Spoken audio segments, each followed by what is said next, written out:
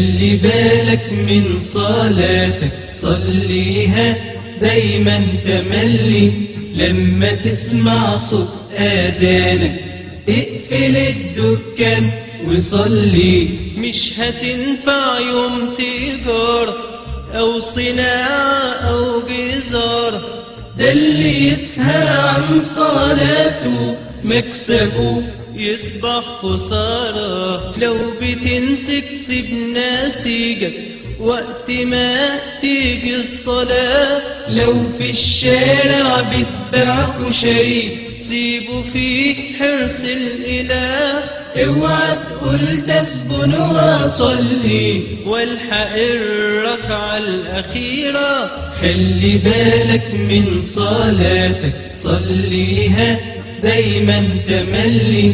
لما تسمع صوت آذانك اقفل الدكان وصلي.